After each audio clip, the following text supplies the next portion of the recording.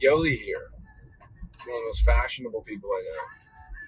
Always has the best fits on in an entirely new way where she looks like a new character. Cleopatra tonight, of course. And so I think an idea that I've had a long time, that I've actually expressed to like many different women, that I don't think anyone has had as much of the ingredients it takes to make it work and make it successful in a almost natural way than you do. You know, you're just in all the right circles, you know, to have this thing, and everyone loves you. Like, you know, there's no one that has something bad to say about you, right? That's rare. That's pretty cool. And I think on the plane we were talking about what were we talking about? We're talking about future gifts and whether I want money or I want to give back.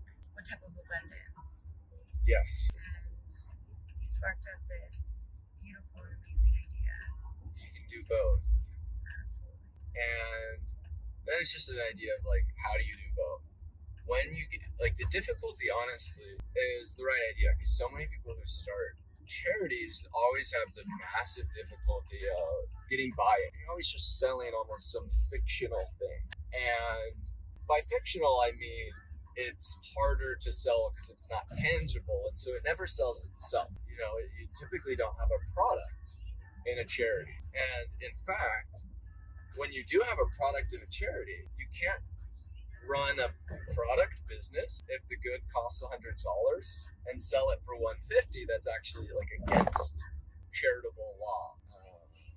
I don't know the act or clause or whatever, but it's like you can't run a for-profit business as a non-profit and just pay yourself the salary. You know, that would be a hack to the system. But what you can do is, for very big donations, you can give people gifts, because you know, $1,500 donation, now $100 gift is right, and that is, at the end of the day, the cost, which summarizes, just going off of the entry point to the idea from you of impact plus, you know, money making, how much money could something make, but the core of the idea came from a much stronger why of the impact, which is, well, in that format of $1,500 for a $100 bag. That's what companies like Louis Vuitton do. They just take the surplus and don't have a purpose for it. So they're not a vehicle for change or impact. And so, you know, also your designer good doesn't represent anything. You're just trying to buy status.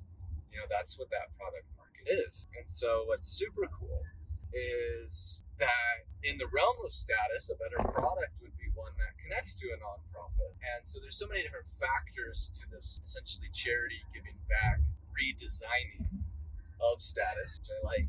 Redesigner. Yeah, you're not a designer, you're a redesigner. Ooh. Love that.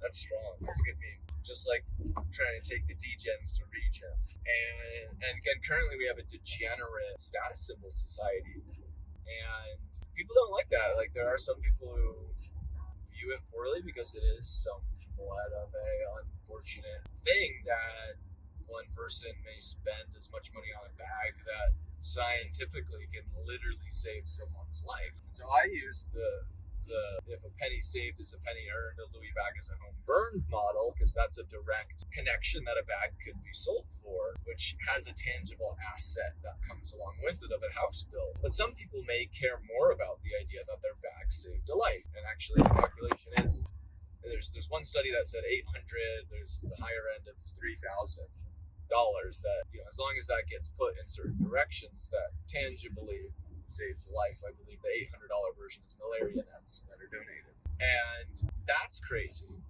because of the thought experiment of if a penny saved is a penny earned. Say that, which is true. Then the act of buying a Louis Vuitton bag, which could go towards buying a full house structure for a family, basically makes the statement that you're either choosing the reality where a family has a house, or you have a bag with a design on it. But apparently that's cooler. And it is cooler. We don't have a better option. That's the problem. Yeah. That's the redesign. Yeah. So, Yolee here, in all our magical understanding of fashion and lovability and connectedness with people who purchase designer goods and art and those sorts of things, which an abundance of wealth allows you to do. And also, a whole field and network of people who want to do impact is essentially acting as a tangible vibe merge of those fields, where a lot of people who spend money on just a status item might not see the value of doing the impact. Once you get them to build a house, like I recognize that how powerful that statement is as a part of my identity. And so it's not even something that I think people realize the positive power of as an investment, and to make that investment more tangible, which is always what a status item is doing, is making your wealth tangible to others, but to do it in a way that also displays your soul is a vibe. How would this begin? Designer that you can wear at Burning Man particularly is a market that doesn't really have a designer type of good that is allowed there. You wear Gucci, it's like really lame and weird. And in terms of it beginning, there's already the 501c3 setup, which you can use. I think easiest, or just let's say from this moment forward, it's begun essence, is you're a redesigner. That's something you're doing, and then who in your friends designs. And I think then there's the opportunity to do a custom one for someone with that designer as the creator and just evolve it. I love thinking of ideas as seeds, and the biggest difficulty towards an idea in a seed is, they'll use the fertilizer term. And I think that's really correct, is that most seeds never find any soil. So they never get a chance to grow. And I'm sure you've seen a lot of Brock's dealings and my own, and you see just over time things just slowly start to grow and expand in their own ways, And I'm sure you've seen a lot of ideas which have never made it out of the soil as well. And so you're almost a keeper of the flame in that regard. And it's more philosophical, but like there's the idea that people don't have ideas have people, which I really like. That we almost get infected. And this has infected me, and I'm infecting you right now. This is the transmission of a thought virus, and it's a virus that is powerful to the degree that it can grow so massive, and the soil is so fertile, and the plant is so destined to be loved. So it's almost like I feel like Jack and the Magic Beans planting a magic bean in the world. And I think that one of the things I recognize with all the people I'm working with is the power of belief. You already know the power, and it's so true with seeds. To believe that a seed will grow is to water it. Banger. Belief is the light. I kept thinking about this idea. I think we really have to want to explore and dive a little deeper into this beautiful idea. You got seeds planted, taking root, and now I'm rooting for it. So one interesting methodology to do in a timely manner for Burning Man is, and you can say, oh, you don't think that's going to work, because it's key that whatever idea on top of the seed, the nutrients that I'm saying, that you believe the nutrients will, because the light is required, yours. So I think that one area that people could be really into this, that has the highest differentiation of perceived value and actual value, is cubic zirconia diamonds, BBS ones, because to the naked eye, no one can tell the difference between that and a lab-grown diamond.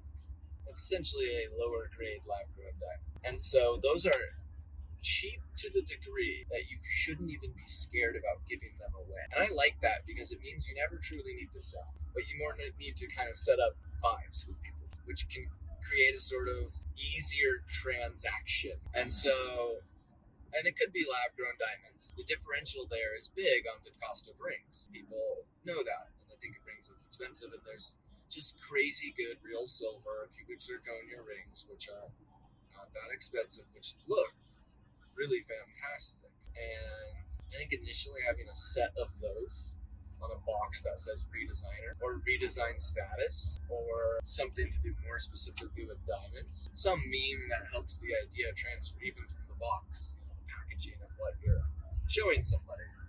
It's like fun to oh, look at all these cool things. Oh, what are these? They represent, and that's when you shine the light on the idea in a natural, organic, beautiful way for someone else to water it. What should be on the box? And I'm good at this. Well, no, but I want your ideas, but So I don't know why I said I'm good at this. That was just an ego move, or I'm just warning you that I'm gonna come up with something fire. Now I gotta deliver it. Let's see. I'm so down. Well, like, how would this, besides this, like, what is tomorrow's like? From the ring strategy, I'll give you different paths too. It's whatever one your heart connects to.